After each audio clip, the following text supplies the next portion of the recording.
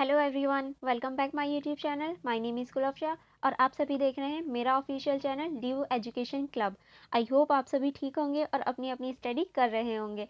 और आज मैं आप सभी के लिए लेकर आई हूँ बीए प्रोग्राम सेमेस्टर 5th। और जो हमारा सेमेस्टर 5th है, इसकी हमारी हिस्ट्री की बुक चल रही है, जिसमें मैंने आपको ऑलरेडी यूनिट 1 कवर करवा दी है। और ये जो हमारी हिस्ट्री है, इस हिस्ट्री की बुक का नाम है 20वीं सदी के विश्व इतिहास के मुद्दे। और इस बुक का नाम इंग्लिश में दे रखा है issues in 20th century world history. ठीक है, ये हमारी वर्ल्ड हिस्ट्री है, जिसमें हम ऑलरेडी यूनिट 1 को कवर कर चुके हैं और आज हमारी यूनिट नंबर 2 स्टार्ट होने वाली है।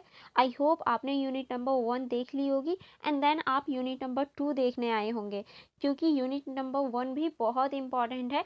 और जब तक आप यूनिट नंबर 1 नहीं देखेंगे तो आपको कैसे यूनिट नंबर 2 सही से समझ में आएगी। तो यूनिट नंबर 2 को समझने के लिए पहले आपको ज़रूरी है कि आप यूनिट नंबर 1 देख लें। तो अगर आपने अभी तक नहीं देखी है तो फटाफट से जाइए और यूनिट नंबर 1 देख लीजिए एंड देन आप यूनिट नंबर 2 देखिए। और देखना ही नहीं है, उसको लाइक भी करना और मेरे चैनल को सब्सक्राइब भी करना है। और अगर आपने अभी तक मेरे चैनल को सब्सक्राइब नहीं किया है ना, तो फटाफट से कर दीजिए, आप बहुत बड़ी गलती कर रहे हैं। वरना क्योंकि आपको बीए प्रोग्राम की ऐसी और वीडियोस आसानी से मिल पाएँ और आपको परेशानी ना हो, तो इसीलिए आपको मेरे चैनल को सब्सक्राइब करना पड़ेगा और अपने फ्रेंड्स के साथ भी शेयर करना पड़ेगा। जब मैं आपके लिए इतनी मेहनत कर रही हूँ, तो आपका भी तो फ़र्ज़ बनता है कि आप मेरे लिए थोड़ी सी मेहनत करें और अपने फ्रेंड्स के साथ शेयर करें। तो आप फटाफट से मेरे चैनल का लिंक अपने फ्रेंड्स के साथ और जितने भी आपके फ़ोन में ग्रुप्स हैं, आप उन सभी के साथ शेयर कर सकते हैं। और आप भी मेरे चैनल को सब्सक्राइब करके बेल आइकन को भी प्रेस कर लेना। चलिए फिर स्टार्ट करते हैं आज का हमारा चैप्टर यूनिट नंबर 2 से, यानी यूनिट नंबर 2 का हमारा चैप्टर नंबर 1। ओके, चलिए फिर स्टार्ट करते हैं। हमारे यूनिट नंबर 2 यानी इकाई नंबर 2 स्टार्ट हो रही है और इस यूनिट का नाम है, यानी हमारे यूनिट नंबर 2 के चैप्टर नंबर 1 का नाम है यूरोप और विश्व में प्रथम विश्व युद्ध का दौर और परिणाम। यानी हम इसमें मेनली यूरोप के बारे में पढ़ने वाले हैं और प्रथम विश्व युद्ध के बारे में भी पढ़ेंगे कि उसके क्या क्या परिणाम हुए और किस तरह से हम उनके परिणामों को देख सकते हैं और प्रथम विश्व युद्ध के दौरान यूरोप की स्थिति कैसी थी। हम मेनली इन बातों के ऊपर इस पूरे चैप्टर में चर्चा करने वाले हैं। चलिए फिर स्टार्ट करते हैं। सबसे पहला टॉपिक आपकी जो बुक में दे रखा है, वो दे रखा है सेलिफेन योजना। के सेलिफेन योजना क्या है, चलिए फिर इसको देखते हैं। फ्रांस के विरुद्ध युद्ध के लिए जर्मनी की योजना जर्मनी के पूर्व सेनाध्यक्ष कार्टन एल्फ्रेड वॉन सेलिफेन द्वारा तैयार की गई थी। ये जो योजना थी, जो फ्रांस के विरुद्ध शुरू की गई थी और जर्मनी के द्वारा की गई थी। जर्मनी के जो पूर्व सेना अध्यक्ष थे, इनके द्वारा ये योजना शुरू की गई थी। और सेलिफेन की योजना जो इस मान्यता पर आधारित थी कि फ्रांस में सहयोगी रूस की सेनाओं को युद्ध के लिए तैयार होने में थोड़ा वक्त लगेगा, ने जर्मनी की सेनाओं को आह्वान किया कि वह 6 सप्ताह के भीतर फ्रांस को पराजित कर युद्ध में बाहर कर देंगी। यानी सेलिफेन योजना जो थी वो बेसिकली फ्रांस के विरुद्ध चलाई गई थी, जर्मनी के द्वारा चलाई गई थी। और ये माना गया कि जो सेलिफेन योजना के अंतर्गत ये फ्रांस को 6 सप्ताह के भीतर यानी 6 सप्ताह के अंदर अंदर ही वो युद्ध से फ्रांस को अलग कर देगी और उसे ये युद्ध से बाहर कर देगी। इस उद्देश्य की प्राप्ति के लिए जर्मनी सेना फ्रांस की पूर्व सीमा पर किलेबंदी के संजाल के आसपास तूफान मचा देगी। यानी ये जो योजना थी, इसे पाने के लिए जो फ्रांस के आसपास का क्षेत्र था, उस पे इन लोगों ने किलेबंदी करनी शुरू कर दी ताकि ये अपने उद्देश्य को प्राप्त कर सकें। जर्मनी सेना बेल्जियम और हॉलैंड से होते हुए प्रमाण करेंगी और दक्षिण की ओर घूम जाएंगी। यानी इस योजना के अंतर्गत ये कहा गया कि जो जर्मन की सेना है, वो बेल्जियम और हॉलैंड से प्रवेश करेंगी और बाद में वो दक्षिण की ओर घूम जाएंगी।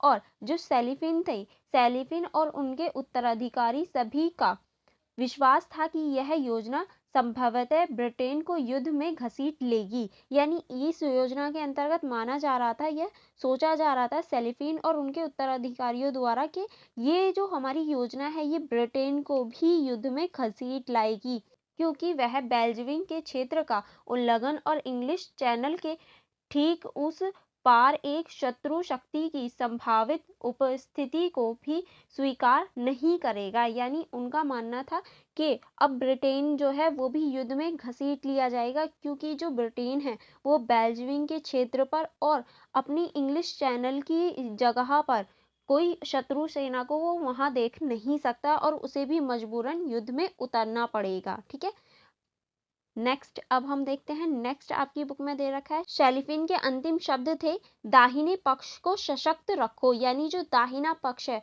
उसको मजबूत रखो, ताकि हम ये जो योजना है इसको सफल कर पाएं और जो हमारी योजना है कि फ्रांस को युद्ध से बाहर कर दें और जो ब्रिटेन है उसको युद्ध में खींच लाएं, इसे हम प्राप्त कर पाएं। ठीक है, यही जो योजना थी, यही शेलिफिन योजना थी जो हमारी जर्मनी के पूर्व सेनाध्यक्ष के नाम पर रखी गई थी। और इसी पूरी योजना को कि किस तरह से हम फ्रांस को युद्ध से बाहर करेंगे और किस तरह से ब्रिटेन को युद्ध में खींच लाएंगे, ये सारे जो योजनाएं बनाई जा रही थी ये शेलिफिन योजना के अंतर्गत ही आती हैं।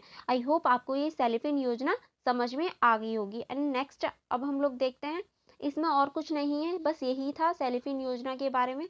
और जो है अगर आप चाहें तो पढ़ लेना, वरना कोई इम्पॉर्टेंट नहीं है। देन नेक्स्ट आपका टॉपिक स्टार्ट होता है यूरोप में लड़ाइयाँ। यानी यूरोप में जो लड़ाइयाँ हो रही थी वो कौन कौन सी थी और किस तरह से यूरोप की लड़ाइयों की शुरुआत हुई। प्रथम विश्व युद्ध की लड़ाइयाँ विश्व के विभिन्न भागों में लड़ी गई। यानी प्रथम विश्व युद्ध जो था वो विश्व के विभिन्न भागों में लड़ा जा रहा था, अलग अलग क्षेत्रों में प्रथम विश्व युद्ध की लड़ाई देखने को मिली। यूरोप के पश्चिमी मोर्चे पर युद्ध तब शुरू हुआ जब जर्मनी सेनाएं बेल्जियम को शान के आर पार करती हुई दक्षिण फ्रांस में प्रविष्ट हुई और सितंबर के आरंभ में पेरिस के अंत समीप पहुंच गईं। यानी यूरोप के जो पश्चिमी क्षेत्र था, पश्चिमी मोर्चे पर जो वो युद्ध की शुरुआत हुई थी वो जब हुई थी, जर्मनी सेना थी वो बेल्जियम के अंदर पहुंच गई और उसने जो दक्षिणी फ्रांस था वहां तक वो पहुंच गई और उसने सितंबर के आरंभ में पेरिस के अंतिम सीमा तक पहुंच गई थी। तभी वहां यूरोप में प्रथम विश्व युद्ध की शुरुआत हुई थी। ठीक है, पश्चिमी मोर्चे पर जो शुरुआत हुई थी वो उसके बाद हुई थी, उससे पहले वहां बिल्कुल शांति थी, कोई भी ऐसी चीजें नहीं हो रही थी। लगभग 4 वर्षों तक कोई भी पक्ष एक दूसरे को हटा नहीं सका। यानी 4 वर्षों तक ये हम युद्ध देख सकते हैं, जो प्रथम विश्व युद्ध है 4 वर्षों तक चला और ये 4 वर्षों तक का एक गहरा और बहुत महत्वपूर्ण संघर्ष या युद्ध देखने को मिला, जिसने पूरे विश्व को प्रभावित किया। ठीक है, चलिए नेक्स्ट देखते हैं। नेक्स्ट है हमारा, प्रत्येक पक्ष अल्प सफलता के साथ दूसरे पक्ष पर आक्रमण का योजना करता रहा। 1915 में जर्मनी ने जहरीली गैसों का प्रयोग प्रारंभ किया। यानी देखिए जो जितने भी पक्ष थे, यानी एक दूसरे के ये जो दोनों ही पक्ष थे, पहला पक्ष और दूसरा पक्ष, यानी मित्र राष्ट्रीय और धुरी राष्ट्रीय, दोनों ही एक दूसरे पर आक्रमणों की योजना बनाते रहे कि किस तरह से आक्रमण करना है, क्या करना है। और 1915 में आकर जर्मनी ने क्या किया है, जहरीली गैसों का प्रयोग करना शुरू कर दिया। ठीक है, सबसे पहले जो प्रयोग किया था वो जर्मनी ने किया था जहरीली गैसों का। फिर उसके बाद में 1916 में रूस ने एक और आक्रमण का आगाज किया, किंतु उसे खदेड़ दिया गया और 1917 अक्टूबर क्रांति के बाद रूस युद्ध से पिछड़ गया।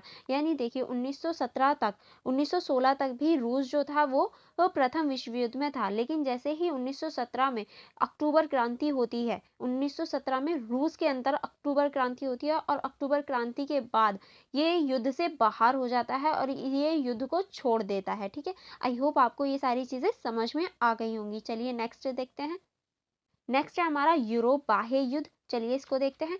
यूरोप के बाहर कुछ मुख्य लड़ाई उत्तरी अमेरिका और पश्चिमी एशिया में लड़ी गई। यानी हम यूरोप के बाहर की भी लड़ाइयाँ देख सकते हैं जो कि इसी समय चल रही थी, जैसे कि उत्तरी अमेरिका की लड़ाई, पश्चिमी एशिया में लड़ाई हो रही थी, अलग अलग स्थानों पर अलग अलग लड़ाइयाँ हो रही थी।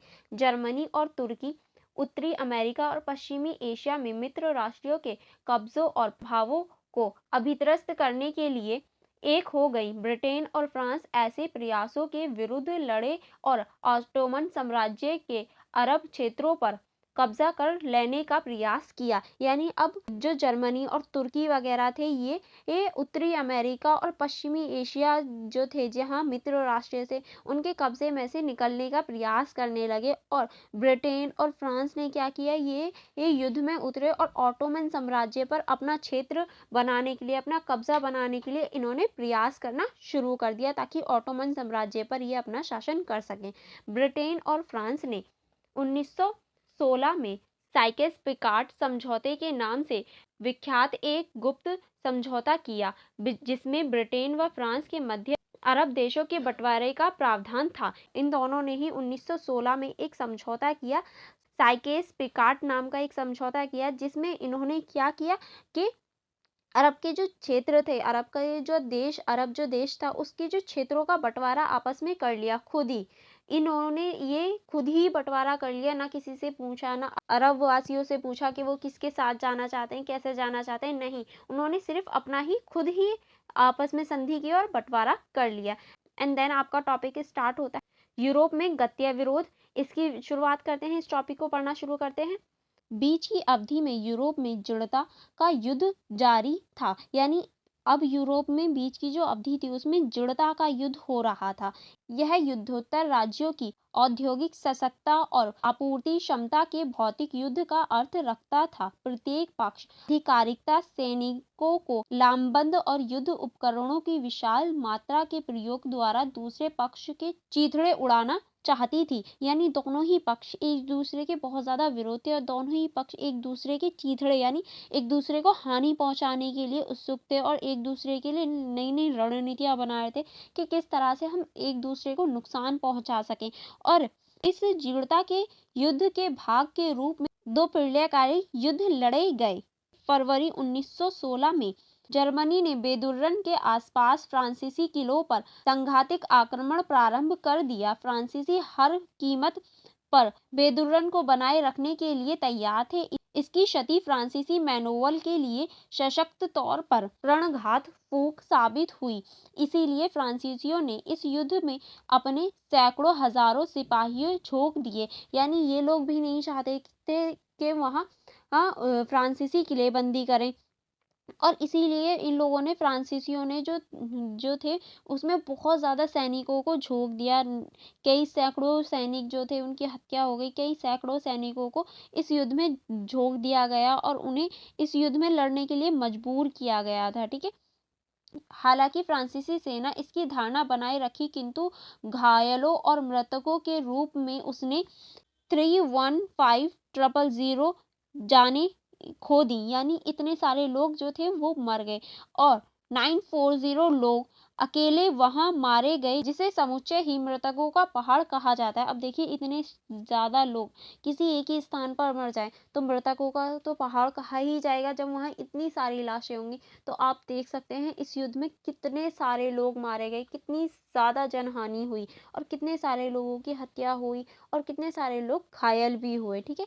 जर्मनी को 281,000 हताहत झेलने को पड़े। यानी जर्मनी में भी 281,000 इतने सारे लोग मारे गए, और इतने ज्यादा लोग जो थे वो घायल हुए। यानी ऐसा नहीं है कि हम ये नहीं कह सकते कि सिर्फ फ्रांस को हानि हुई, जर्मनी को भी बहुत ज्यादा जान माल की हानि हुई, और जर्मनी ने भी ये चीज फेस करी, जिसकी वजह से दोनों ही जो देश थे, दोनों की ही तरफ से या दोनों ही देशों का बहुत ज्यादा नुकसान हो गया था। अब आगे चलते हैं। आगे हमारा दे रखा है, सेमी की लड़ाई के पहले दिन के पहले अंत पर 110,000 ब्रितानी सैनिकों में 1900 मृतकों सहित 60-100 हताहत थे। यानी देखिए, 1900 तो लोग मारे गए थे, और हताहत यानी जो घायल थे वो 60-100 लोग थे जो घायल हो गए थे इस युद्ध में। यह युद्ध एक संपूर्ण युद्ध बन गया। अब यह केवल सेनाओं के युद्ध तक सीमित नहीं था। यानी अब ये जो युद्ध था, ये संपूर्ण क्षेत्र में, पूरे संपूर्ण समाज में होने लगा। अब ये सिर्फ सैन्य तक प्रतिबंधित नहीं था, या फिर अब ये सैन्य युद्ध नहीं था, अब ये पूरे समाज में लड़ाया जाने लगा। ये युद्ध हम पूरे समाज में, पूरी जगह अब हम इस युद्ध को देख सकते हैं। इस युद्ध ने यह आवश्यक कर दिया कि खाद्यान्न, युद्ध सामग्री, कच्चा माल जैसी सामान ही से भी शत्रु देश में प्रवेश नहीं होना चाहिए। यह करते हुए प्रत्येक पक्ष समझता था कि दूसरा भूखा मरते हुए आत्मसमर्पण कर दे। यानी अब देखिए क्या हो रहा था इस समय पे, क्या हुआ कि दोनों ही जो युद्ध हो रहा था, दोनों ही जो अपोजिट पार्टियां थी, यानी मित्र राष्ट्र और ध्रुवीय राष्ट्र, दोनों ही ये चाह रहे थे कि किसी के भी देश में खाद्य सामग्री, युद्ध सामग्री, कच्चा माल, ऐसी चीजें ना पहुंच पाए, जिसकी वजह से जो हमारा शत्रु देश है वो बिना किसी हथियारों के भूख प्यास से ही मर जाए या फिर आत्मसमर्पण कर दे। ये ब्रिटेन और जर्मनी के बीच में इतनी कट्टरपंथी हो गई थी कि दोनों ही एक दूसरे की जनता को भूखा मारने तक के लिए राजी थे कि हाँ वो बस कैसे ही अपना आत्मसमर्पण कर दें और वो हार मान लें। नए युद्धक हथियारों की विशाल मात्रा इस युद्ध में उतारी गई, यानी नए नए युद्ध जो हथियार थे वो अपनाए गए, नई नई रणनीतियां अपनाई गई, किस तरह से नई नई कोशिशें की जा रही थी कि किस तरह से हम शत्रु देश को हरा सकते हैं। मशीन गन और तरल अग्नि ऐसे ही दो वो हथियार थे, यानी ऐसे ही दो नए हथियार थे जिसमें आप लिख सकते हैं मशीन गन और तरल अग्नि, इनका प्रयोग होने लगा, टैंकों का प्रयोग होने लगा और जहरीली गैसों का प्रयोग होने लगा। अब आप मुझे बताना जहरीली गैसों का प्रयोग सबसे पहले किसने किया था? अभी ऊपर पढ़ा है हम लोगों ने कि जहरीली गैसों का प्रयोग सबसे पहले किसने किया था, तो आपको बताना है कमेंट बॉक्स में कि जहरीली गैसों का प्रयोग सबसे पहले किसने किया था। एंड नेक्स्ट हमारा यहाँ नेक्स्ट टॉपिक स्टार्ट होता है जिसमें हम लोग देखेंगे युद्ध के समापन चरण, यानी युद्ध जो था वो समापन चरण में किस तरह से पहुंचा, यानी प्रथम विश्व युद्ध की बात हो रही है यहाँ। ओके, 1917 के महान निष्कर्ष वाली दो घटनाएं घटी। अब 1917 में दो महान घटनाएं घटी थी, महान निष्कर्ष वाले। अब वो कौन कौन सी महान दो घटनाएं थी उनको देखते हैं। पहली है हमारे मित्र राष्ट्रों के नौवहन के विरुद्ध अप्रतिबंधित पनडुब्बी युद्ध नीति के जर्मनी अभियान के प्रति आर्शिक प्रतिक्रिया करते हुए अमेरिका मित्र राष्ट्रीय पक्ष से अप्रैल में युद्ध में प्रविष्ट हो गया, यानी मित्र राष्ट्रों की तरफ से अब जो अमेरिका था वो भी युद्ध में आ गया अप्रैल में, ताकि जो युद्ध था वो बढ़ सके या फिर युद्ध में अमेरिका अपनी भूमिका दिखा सके। एंड नेक्स्ट जो हमारी सेकंड घटना घटती है वो है अक्टूबर क्रांति में बेल्शविकों द्वारा सत्ता पर कब्जे के बाद रूस युद्ध से हट गया। इसी बीच फ्रांसीसी सेना ढह जाने की कगार पर खड़ी प्रतीत होने लगी और मार्च 1918 में प्रारंभ तगड़े जर्मनी हमले ने मित्र सैनिक को उसके और पीछे तक धकेल दिया जहां वह 1914 में जैसे बैठे थे। यानी अब जो था बेल्शविक क्रांति होने लगी और बेल्शविक क्रांति की वजह से क्या हुआ, रूस युद्ध से हट गया और वहां बेल्शविक जो लोग थे उनका कब्जा हो गया सत्ता पर और इन्होंने युद्ध से ये अपना जो वर्चस्व था उसको खत्म किया और युद्ध से अपने आप को अलग कर लिया। चलिए अब नेक्स्ट चलते हैं।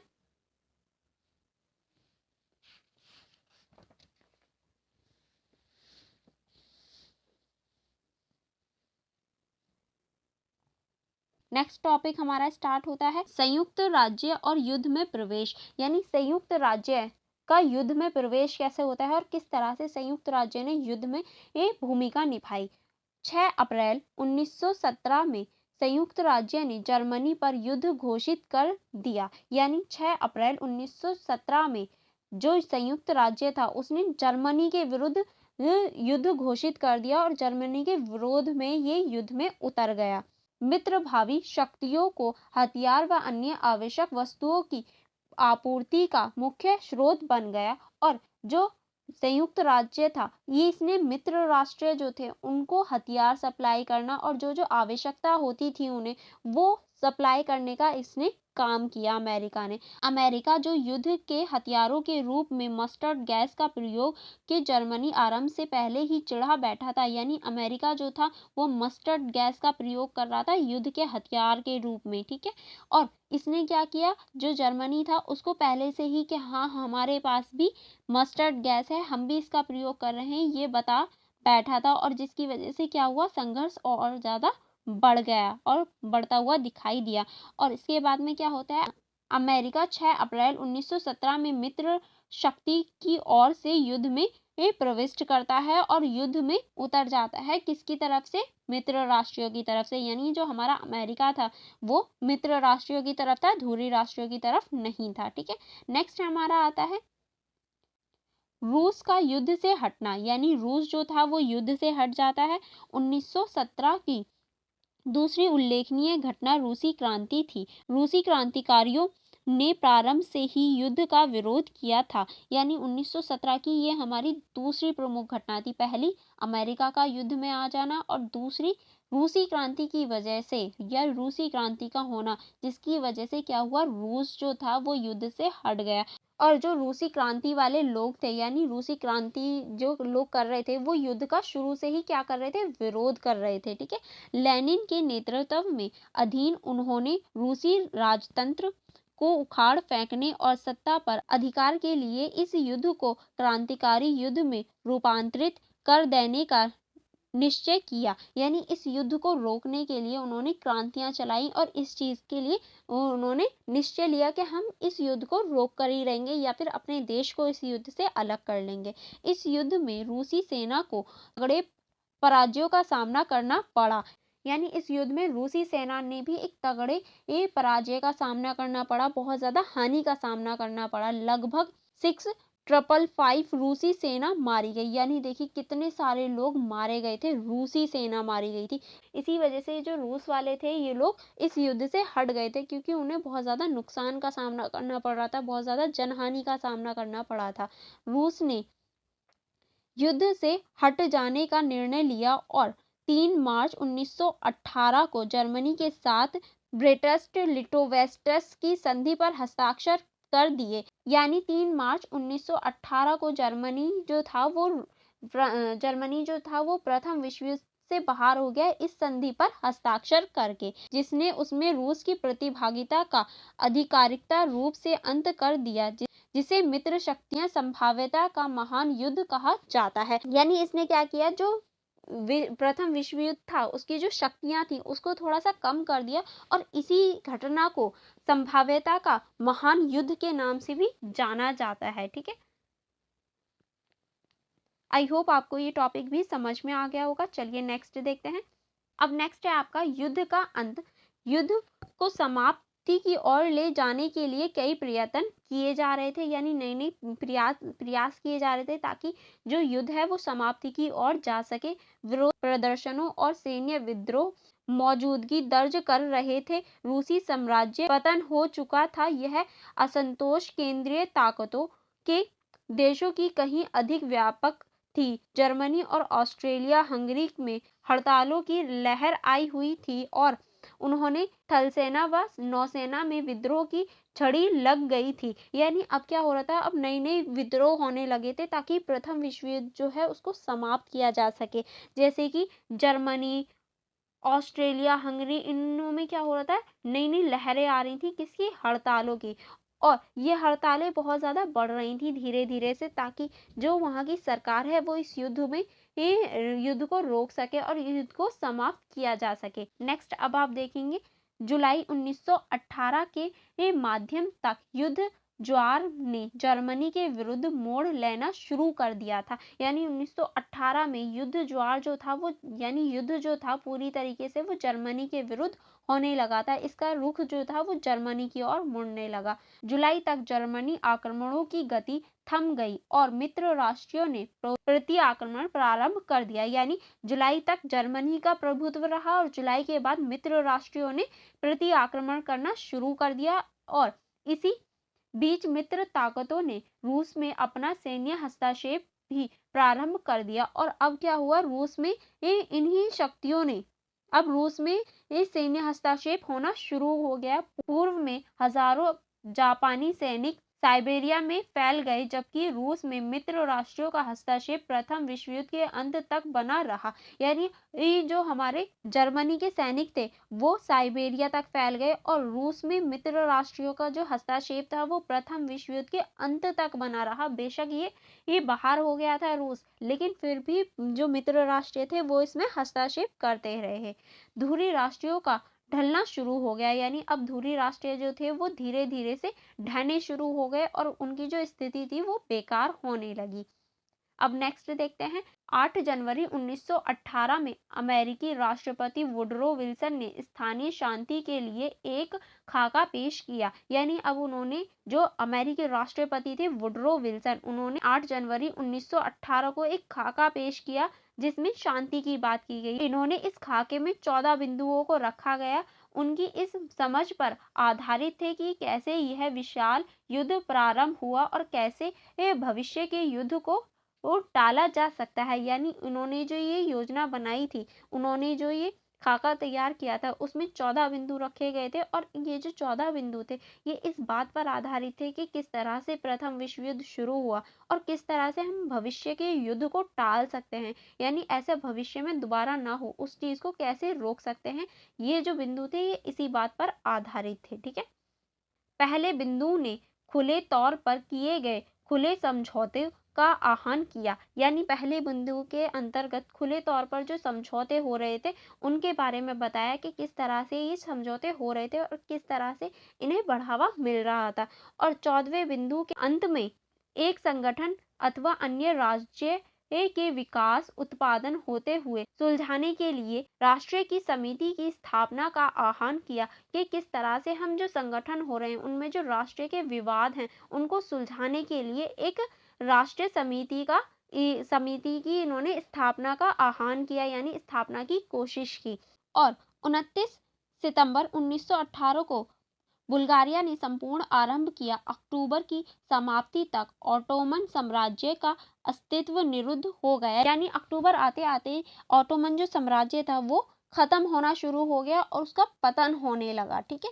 नेक्स्ट अब हम लोग देखते हैं। नेक्स्ट है हमारा चेक, पोल, यूगोस्लाव और हंगेरियाई पहले ही अपनी स्वतंत्रता की घोषणा कर चुके थे। यानी ये जो देश थे ये पहले ही अपनी स्वतंत्रता की घोषणा कर चुके थे। अब केवल जर्मनी बचा था और सितंबर में उसने विरुद्ध मित्र राष्ट्रों के अंतिम आक्रमण का प्रारंभ हो गया। यानी अब जो था वो सिर्फ जर्मनी ही युद्ध में बचा था और अब मित्र राष्ट्रों ने उसके विरुद्ध भी आक्रमण करना शुरू कर दिया। और 3 नवंबर को जर्मनी में क्रांति फूट पड़ी। 9 नवंबर को सम्राट ने राज्य त्याग दिया। यानी 3 नवंबर को वो जर्मनी में क्रांति फूट पड़ी, यानी जर्मनी में क्रांति होने लगी। और 9 नवंबर आते आते वहाँ का जो सम्राट था उसने त्याग पत्र दे दिया, यानी सत्ता त्याग दी।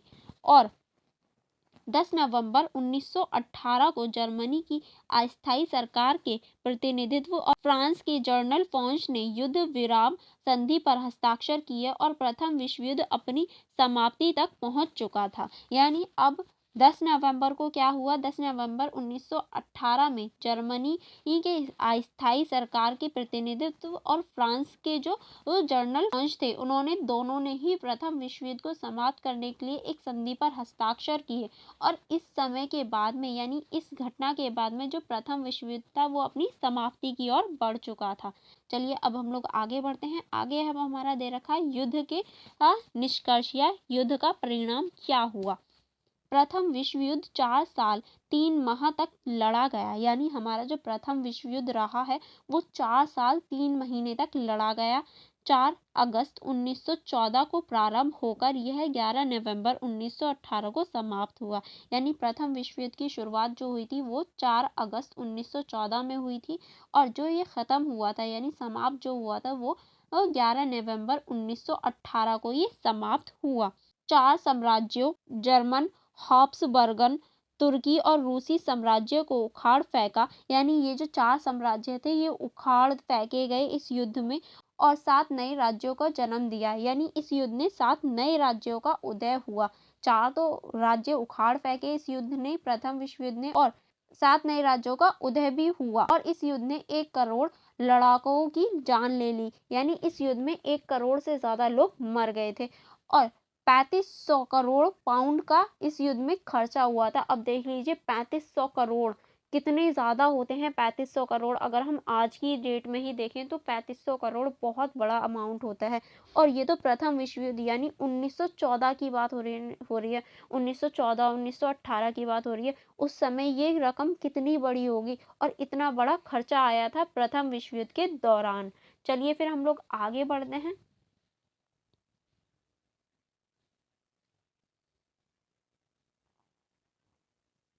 आगे अब हमारा नेक्स्ट दे रखा है, यह युद्ध उत्तरजीविता और उच्च आदर्शों के लिए था। इसे जमीन पर, जमीन के ऊपर, सागर पर और सागर के अंदर हर कहीं लड़ा गया। यानी प्रथम विश्व युद्ध जो था वो उत्तरजीविता के लिए लड़ा गया था, और ये जमीन पर लड़ा गया, जमीन के ऊपर लड़ा गया, सागर में लड़ा गया, सागर के अंदर लड़ा गया। यानी हर जगह प्रथम विश्व युद्ध लड़ा गया। आप इसे हर जगह देख सकते हैं और इसके परिणामों और इसके प्रभाव को भी हर जगह देख सकते हैं। नेक्स्ट आपका टॉपिक स्टार्ट होता है मानवीय जीवनों का विनाश, जो कि हम नेक्स्ट वीडियो में कवर करने वाले हैं। आई होप आपको इतना चैप्टर आपका समझ में आ गया होगा, और आपकी जो यूनिट 2 का चैप्टर नंबर 1 है, इसका पार्ट जो 2 है वो हम नेक्स्ट वीडियो में कवर करने वाले हैं, क्योंकि अगर यही वीडियो मैंने पूरा चैप्टर पढ़ा दिया तो बहुत ज़्यादा लेंथी हो जाएगी। इसलिए नेक्स्ट वीडियो में हम पार्ट 2 स्टार्ट करने वाले हैं। आपने अभी तक अगर हमारी वीडियो को लाइक नहीं किया और मेरे चैनल को सब्सक्राइब नहीं किया है तो आप फटाफट से सब्सक्राइब कर लीजिए, और जिस तरह से मैं आपको पढ़ाकर अपनी जिम्मेदारी पूरी करती हूँ उसी तरीके से आप भी मेरे चैनल को सब्सक्राइब करके और वीडियो को लाइक करके अपनी जिम्मेदारी पूरी कर दीजिए। चलिए फिर मिलते हैं नेक्स्ट वीडियो में। Thank you for watching everyone.